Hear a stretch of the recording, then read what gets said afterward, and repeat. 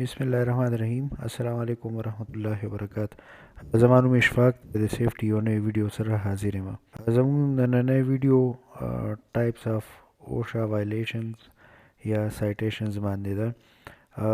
اوشا څنګه چې ما مخکې ذکر کړی دی چې په امریکا کې د اکوپیشنل هیلث اینڈ سیفټي ریګولیټري باډي ده سیفټي او هیلث سره ریلیټډ ټول څیزونه هغه ګوري. مونږ ته پته ده زموږ د چینل اکثر کتونکي چې کوم دي په پروفیشنل لایفز کې دي، خپلو کارونو کې بیزي دي یا پروفیشنل تعلیم حاصلوي په کالجونو یونیورسټو کې دي او هغوی چې کوم دی الریډي په سیفټي کې ایکسپیرینس دي یا مطلب په دې کې انټرسټ ساتي.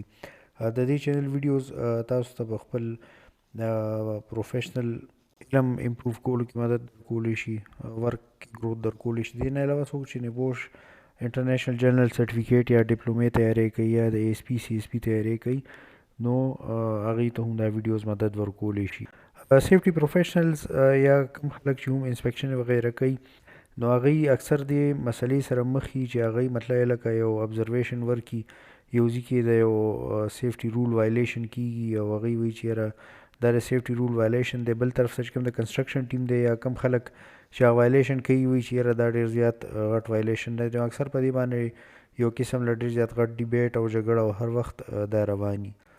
پروفیشنل زیونو کې چې کله کارونه کیږي په کمپنیانو کې یا په مختلف ارګنایزیشنز کې نو هلته دا ایشو ډېره زیاته یو کس یو ایشو ریز کړي هغه دپاره هغه ډېر زیاته امپارټنټ او جینین خو نورو خلکو لپاره هغه دونه سیریس ایشو نه وي. نو څنګه چې ما ذکر وکړو چې د اوشا چې کوم دی دا په امریکا کې د اکوپیشنل هیلث اینڈ سیفټي ریګولیټري باډي ده. دې مسلې حل کولو لپاره هغوی داسې کار کړی چې خپل وایلیشنز یا سایټیشنز یې په مختلف کیټګریز کې ډیوایډ کړي دي او بیا یې د هغې تعریف ډیفینیشن هم کړی دی چې یاره دا به مونږ څنګه ډیفاین کوو.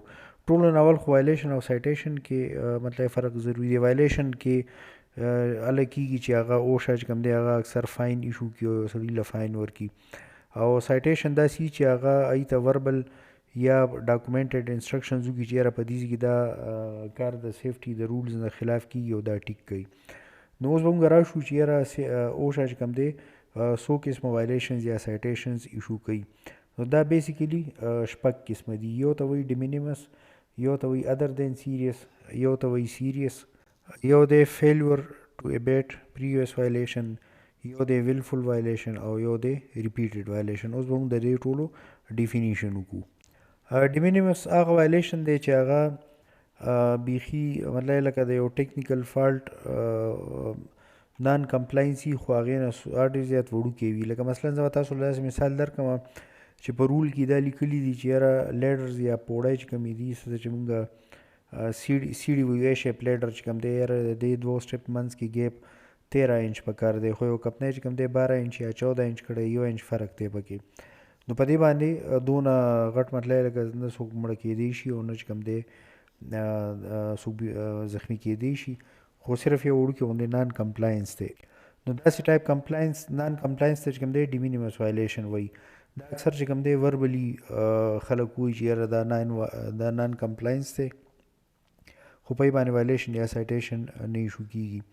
دویم ته به راشو چې دې نه لږ نور بیا بره دی هغه ادر دین سیریس وایلیشن دی. ادر دین سیریس وایلیشن کې هم دی چې نه څوک زخمی کېدو چانس وي او نه چا د مړ کېدو چانس وي خو هیلث ته ایشو کېدی شي. لکه مثلا ما ته پته نشته چې دا مثال به هغه ځای کې فټ کېږي یا نه خو بیا هم لکه مطلب کې یو ځای کې ډېر زیات تیز ساوند دی 85 ډیسیبل یا 90 ډیسیبل ساوند دی او سړی پکې 4 غنټې ولاړ دی نو دی هغه خپل ایکسپوژر لیمټس خو مطلب لکه کراس کوي نه خو بیا هم لکه د سر باندې درد کېدی شي یا څه کېدی شي نو دا ادر دین سیریس وایلیشن وي. بیا دریم قسم چې کوم دی نو هغه سیریس وایلیشن دی. سیریس وایلیشن هغه چې کوم باندې ډایرکټ یو سړی یا مړ کېدی شي یا وفات کېدی شي مطلب لکه 3 میټر اوچت ځای کې کار کوي بیلټ نه یې لګولی هینډ ریل ورته نشته نو داسې ټایپ وایلیشنز چې کوم دي دا په سیریس وایلیشنز کې راځي.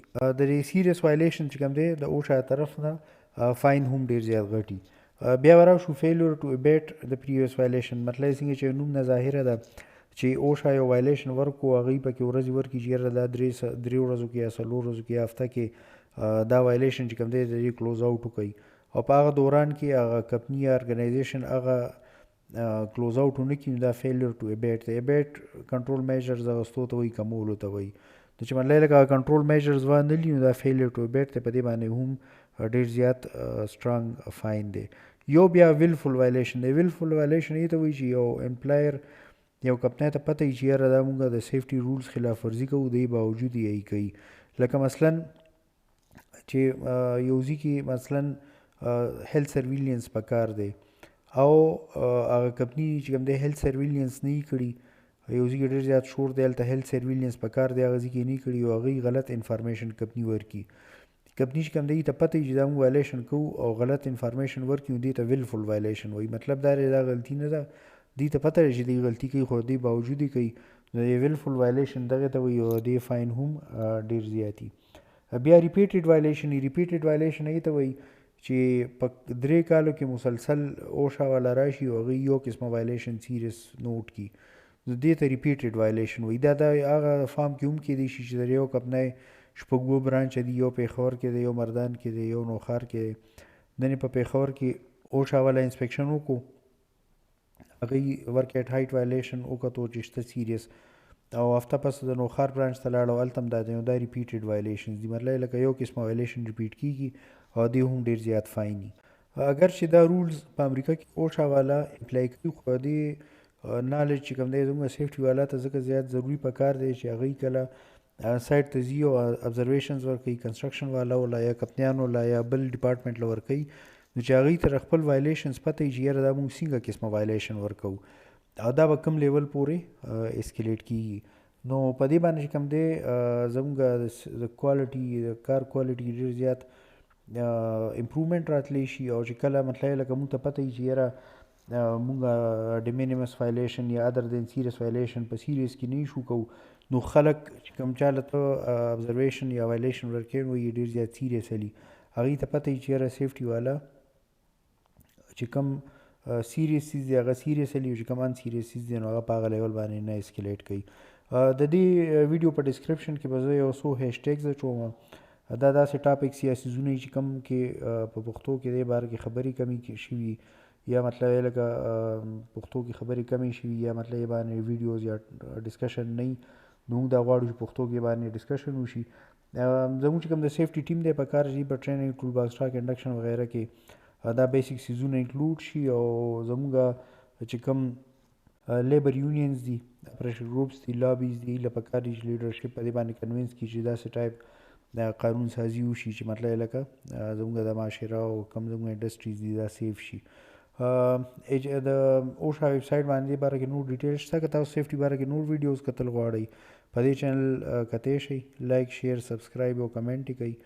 او الله پاک دې زموږ د ټولو حفاظت وکړي. الله اصلي حفاظت کولو والا دی. د لوی الله په امان.